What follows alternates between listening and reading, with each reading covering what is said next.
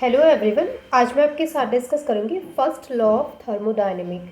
जैसे कि मैंने आपको बताया था कि बीएससी 6 सेमेस्टर का हमारा ये चैप्टर चल रहा है थर्मोडायनेमिक 1, और इसका इंट्रोडक्शन पार्ट मैं ऑलरेडी आपके साथ कल डिस्कस कर चुकी हूँ, जिसमें हमने डिस्कस किया था थर्मोडायनेमिक का मतलब क्या होता है, सिस्टम क्या होता है, सराउंडिंग क्या होती है, बाउंड्री क्या होती है।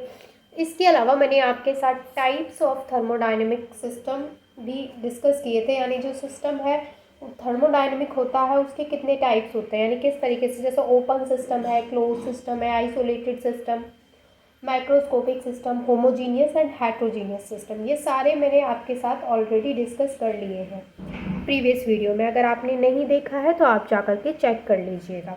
ठीक है, तो आज हम जो टॉपिक पढ़ने वाले हैं वो है फर्स्ट लॉ ऑफ थर्मोडायनेमिक। उसका मैथमेटिकल एक्सप्रेशन भी हम देखेंगे और इस लॉ को समझेंगे। तो देखिए, सबसे पहले जो फर्स्ट लॉ ऑफ थर्मोडायनेमिक है वो क्या कहता है वो समझ लीजिए। ये जो लॉ है वो कहता है कि जो एनर्जी है उसको ना तो क्रिएट किया जा सकता है और ना ही उसको डिस्ट्रॉय किया जा सकता है, लेकिन उसको एक फॉर्म से दूसरी फॉर्म में ट्रांसफ़र यानी कि चेंज कर सकते हैं।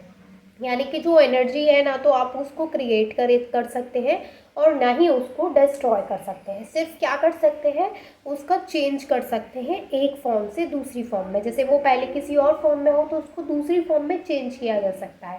ठीक है, तो इसी चीज़ को हम अगर डेफिनेशन बना के लिखेंगे तो कैसे लिखेंगे, energy can not be created और destroyed but it can changes from one form to another form. ठीक है, तो एनर्जी को ना क्रिएट कर सकते हैं ना डिस्ट्रॉय कर सकते हैं, ओनली चेंज कर सकते हैं। ठीक है, अब ये जो फर्स्ट लॉ ऑफ थर्मोडायनेमिक होता है इसका मैथमेटिकल एक्सप्रेशन इंपॉर्टेंट है, इसकी डेफिनेशन भी उतनी ही इम्पॉर्टेंट है जितना इम्पॉर्टेंट इसका मैथमेटिकल एक्सप्रेशन है।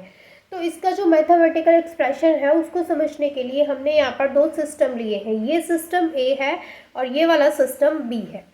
अब देखिए, सिस्टम ए में भी क्या लगा है, पिस्टन लगा है, और सिस्टम बी में भी क्या लगा है, पिस्टन लगा है। ये इस तरीके से यहाँ पे पिस्टन लगा है। ठीक है, अब यहाँ पर अगर आप एक चीज़ देखेंगे तो क्या चेंजिंग आ रही है system A and system B में, वो चीज़ समझेंगे हम। तो देखिए, जो सिस्टम ए है जब हम उसको हीट दे रहे हैं तो यहाँ से हम इसको क्या दे रहे हैं, ये साइन मैंने यहाँ पे दिखा रखे हैं। इसका मतलब ये है कि जो सिस्टम ए है हम उसको हीट दे रहे हैं। तो यहाँ पर जो सिस्टम ए है जब हमने उसको हीट नहीं दिया है तब उसकी जो इंटरनल एनर्जी है वो है ई ए, यानी यहाँ पर जो ई ए है वो क्या है, इंटरनल एनर्जी है सिस्टम ए की। और जब हमने उसको हीट दिया तो कुछ ना कुछ वर्क डन हुआ, यानी उसने कुछ ना कुछ अमाउंट में हीट को ऑब्जॉर्ब किया होगा। भाई सिंपल सी बात है, जब हमने इसको हीट दिया तो यहाँ पर इसने क्या किया, हीट को ऑब्जॉर्ब किया और कुछ ना कुछ वर्क डन हुआ। तो जब हमने इसको हीट दिया तो जो पिस्टन है, पिस्टन क्या होगी, थोड़ी सी ऊपर की तरफ आ जाएगी, क्योंकि इसको हीट देंगे, इस पर प्रेशर डलेगा तो ये ऊपर की तरफ खिसकेगी। तो अगर मैं कहूँ कि इसको हीट देने के बाद इसका जो सेकंड स्ट्रक्चर किस तरीके का होगा तो वो कुछ इस तरीके का होगा, यानी इंटरनल एनर्जी में क्या आ जाएगा, चेंज आ जाएगा, क्योंकि यहाँ पर जो इंटरनल एनर्जी है वो है ई ए। फिर हमने इसको हीट दिया यहाँ पे तो जो पिस्टन है वो थोड़ा ऊपर को उठा, पिस्टन ऊपर की तरफ खिसका। इसका मतलब क्या है कि यहाँ पर जो इंटरनल एनर्जी है उसमें भी चेंज आया है। फिर कुछ ना कुछ यहाँ पे वर्क भी डन हुआ है और कुछ ना कुछ अमाउंट में हीट भी एब्जॉर्ब हुई है, राइट। तो यहाँ पर जो सेकंड स्ट्रक्चर है, यानी जो सेकंड सिस्टम हम यहाँ पे बात कर रहे हैं, जो कि सिस्टम बी है, उसकी इंटरनल एनर्जी में क्या चेंज आया है कि इसकी इंटरनल एनर्जी थी ई ए और इसकी इंटरनल एनर्जी क्या है, ई बी। ठीक है, सिस्टम बी की इंटरनल एनर्जी हो गई ई बी। अब जो यहाँ पे वर्क डन हुआ है वो क्या हो गया, डब्ल्यू, जो भी वर्क हुआ है वो हो गया यहाँ पे डब्ल्यू। और ये जो यहाँ पे हीट एब्जॉर्ब हुई वो हम मान लेंगे कि वो क्यू अमाउंट में हीट एब्जॉर्ब हुई। ठीक है, क्यू। ओके, तो यहाँ पर जैसे मैंने क्यू बना रखा है तो ये जो क्यू है वो क्या है, क्यू अमाउंट में इसने जो सिस्टम है उसने हीट एब्जॉर्ब की, डब्ल्यू वहाँ पे वर्क हुआ एंड उसकी जो इंटरनल एनर्जी में चेंज आया वो ई बी हो गया। अब इस चीज़ को जो मैंने आपको एक्सप्लेन किया है इसी को हम लिखेंगे कैसे, let a system having an internal energy E A, यानी एक सिस्टम लेंगे जिसकी इंटरनल एनर्जी क्या है, ई ए है, passes into a new system having different internal energy E B. अब जब वो जो सिस्टम है उसको हीट दिया गया तो वो क्या है, उसकी डिफरेंट इंटरनल एनर्जी हमें मिली, जिसको जो कि क्या है E B. Let W be the work, external work done by the system and Q quantity of heat absorb, क्या बोल रहा है कि जो सिस्टम है उसने क्यू क्वांटिटी एब्जॉर्ब की है हीट की, जो हीट हम इसको दे रहे हैं उसकी कितनी क्वांटिटी एब्जॉर्ब की है, क्यू क्वांटिटी एब्जॉर्ब की है, एंड जो वर्क हुआ है यहाँ पे वो क्या है, डब्ल्यू।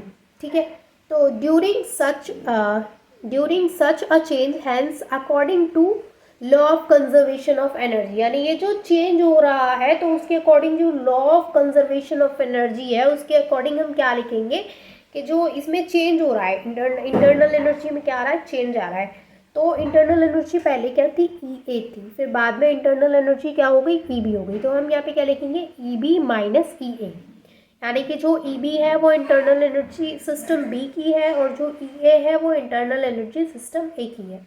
तो हम इसको लिखेंगे ई बी माइनस ई ए इक्वल क्यू माइनस डब्ल्यू।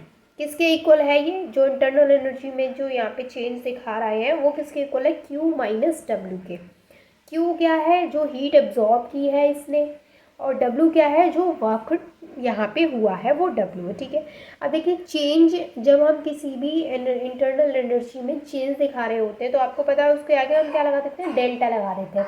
अब देखिए इंटरनल एनर्जी को कहीं कहीं आप देखेंगे कि ई से दिखा रखा है और कहीं कहीं आप देखेंगे कि यू से दिखा रखा है, इसलिए मैंने यहाँ पे दोनों बना रखे हैं।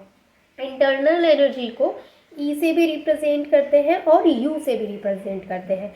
तो यहाँ पे क्या हो रहा है, इंटरनल एनर्जी में चेंज हो रहा है, तो चेंज इन इंटरनल एनर्जी को हम लिख देंगे डेल्टा ई या फिर डेल्टा यू। तो डेल्टा ई या फिर डेल्टा यू किसके इक्वल होगा, क्यू माइनस डब्ल्यू के इक्वल होगा। तो यहाँ पर हम इसको लिख देंगे डेल्टा ई या फिर delta U equal Q minus W.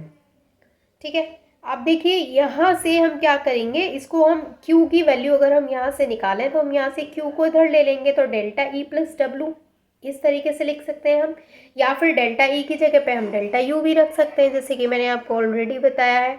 हम यहाँ पे ई भी लिख सकते हैं, हम यहाँ पे यू भी लिख सकते हैं, दोनों का मतलब क्या है कि हम वहाँ पे इंटरनल एनर्जी की बात कर रहे हैं।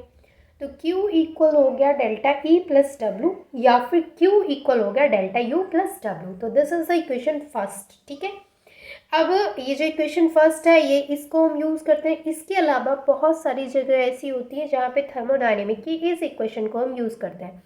यानी इसमें क्या चेंज आएगा, कोई भी चेंज नहीं है, इसको हमने क्या लिख दिया, Q को डी क्यू, डेल्टा ई को डी ई, डब्ल्यू को डी डब्ल्यू। तो इस तरीके से भी हम कई जगह पे इस इक्वेशन को यूज़ करते हैं। तो ये क्या है, ये हमारी थर्मोडायनेमिक का जो फर्स्ट लॉ है उसकी इक्वेशन है।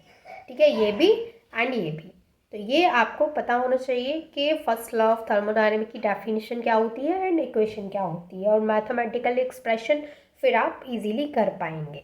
आई होप कि ये टॉपिक आपको क्लियर हो गया होगा। अगर कोई भी डाउट है तो आप कमेंट करके पूछ सकते हैं, and thank you so much for watching this video.